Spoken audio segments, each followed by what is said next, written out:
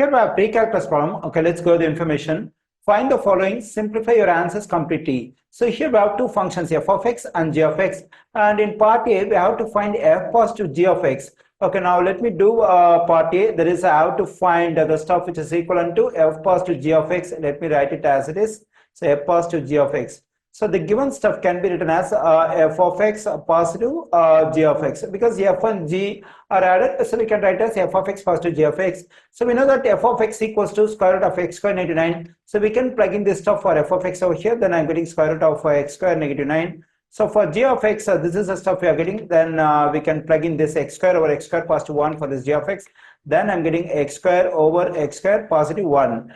Okay, now we have to add these two expressions. So just imagine this is an integer and it is a fraction. Whenever I want to do addition or subtraction between an integer and a fraction, what I have to do is I have to multiply the integer part by the denominator of the fraction. Once I'm done with this multiplication, I can take this x square positive 1 as a common denominator. So now I'm going to multiply this square root of x square negative 9 by this denominator x square positive 1. Then I'm getting x square positive 1 times square root of x square negative 9 positive x square. Since I have multiplied these two expressions, I can take this x square positive 1 as a common denominator. Let me write it over here.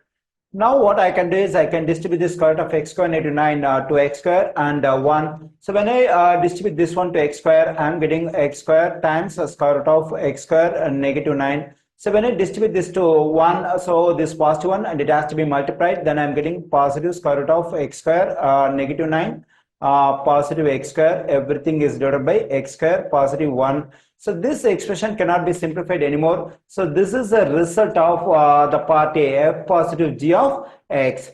Okay, now let me erase this stuff and do part B. In part B, we have f negative g of x. Let me write the stuff over here, f negative g of x. Since the f and g are in subtraction, we can write this one as f of x negative g of x. Already we know the stuff which is equal to f of x, that is square root of x square negative 9. We can plug in this one for f of x, square root of x square negative 9.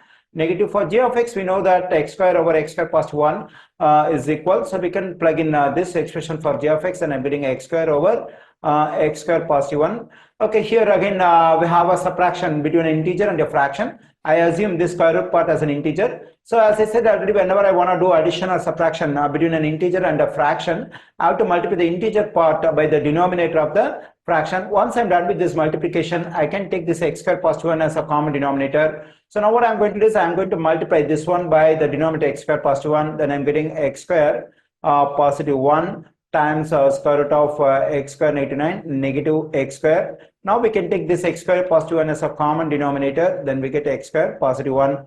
Okay, now what we can do is we can distribute this square root for this x square and positive 1. When I do so, I'm getting x square times square root of x square negative 9. So when I distribute this one to positive 1, I'm getting 1 times this stuff, that is a positive square root of x square negative 9 negative x square. Everything is divided by x square positive 1. This expression cannot be simplified anymore, and this is the result for part B, that is for f negative g of x. Okay, now let me erase the stuff and do part C. In part C, we have f times g of x. Let me write it over here, f times g of x. Since f and g are multiplied over here, it can be written as f of x times g of x. Already we know the stuff which is equal to f of x, that is square root of x square negative 9. We can plug in that one for f of x over here, that is square root of x square negative 9. And also we know the stuff that is equal to g of x, that is x square over x square positive 1. That we can plug in for g of x over here. Then I'm getting x square over x square positive 1. So when I multiply this one and this one, I can multiply the numerator and the square root of x square negative 9 over here. So for that we can write x square in front of this square root. Then I'm getting x square times square root of x square negative 9 over x square positive 1. So this expression cannot be simplified anymore, and this is a result of part C, that is for f times g of x. Okay, now let me erase stuff and do part D. In part D, we have f divided by g of x. Let me write the stuff over here, f divided by g of x. Since the f and g are divided, we can write this one as f of x divided by g of x. So already we know the stuff for f of x, that is square root of x square and negative 9. And for g of x, we know that x square over x square positive 1. Okay, now what I'm going to do is I'm going to take this stuff as it is square root of x square negative 9, and I'm going to change this division as multiplication. So when I change this division as multiplication, I have to get reciprocal for this one. So for that, I have to flip the numerator and denominator. When I do so, I'm getting x square positive 1 over x square. So what we can do is we can multiply this one and the numerator over here. So then I'm getting x square positive 1 times square root of x square and negative 9 over x square. So now what we can do is we can distribute the square root of x square negative 9 for this x square and positive 1. So when I do such distribution, I'm getting x square times square root of x square negative 9. So when I distribute this to positive 1, I'm getting positive square root of x square negative 9 all divided by x square. This expression cannot be simplified anymore, and this is a result of part D, that is for f or g of x. Okay, now let me erase the stuff and do the last section over here, which is connected to part D. Okay, now let me do the last section we have over here, which is connected to part D. So because we have to find the domain of f or g that we have in part D. Okay, already we got the result for part D, that is f over g of x, that is equal to, it's over here. So that is x square times square root of x square negative 9 positive square root of x square negative 9 over x square. So we have to find the domain for this f or g. So clearly x cannot be equal to 0, because if x equals to 0, the denominator becomes 0. So then the value of this fraction becomes undefined. So 0 cannot be part of the domain. And also we have to consider the other stuff also. So that is we have square root in numerator, but in both the square roots we have the same stuff, that is x square negative 9. Already we know very well inside the square root we can never have a negative number. If I have a negative number inside the square root, then it will be considered as imaginary or undefined.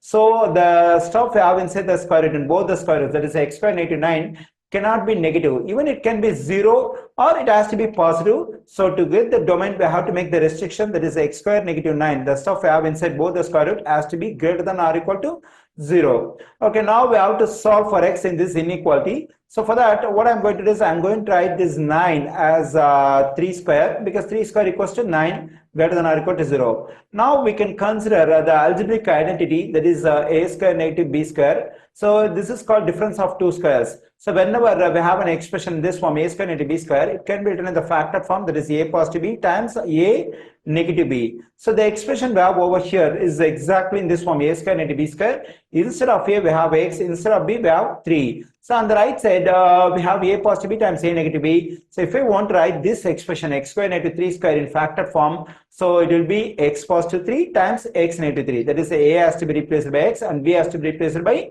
3. Okay, now let me continue over here. So the factor form of this expression using this algebraic identity, I am getting x positive 3 times x negative 3 greater than or equal to 0.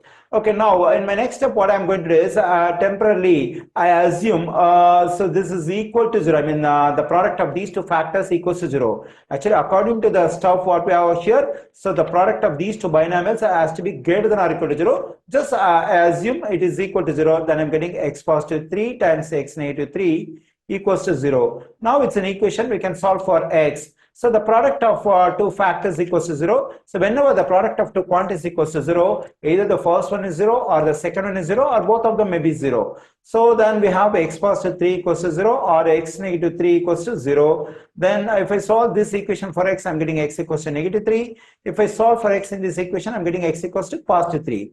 Okay, now what I have to do is I have to mark these two values on real number line. On real number line, always we have negative infinity on the left side extreme and positive infinity on the right side extreme, and we can mark these two values on the number line in order. So negative 3 should come first and positive 3. So when I mark these two values on the real number line, the real number line can be split up into 3 intervals. So the first interval is negative infinity comma negative 3, and the second interval is negative 3 comma positive 3, and the third interval is 3 comma positive infinity. Okay, now we have to check each of these intervals with this inequality over here and check which interval satisfies this inequality.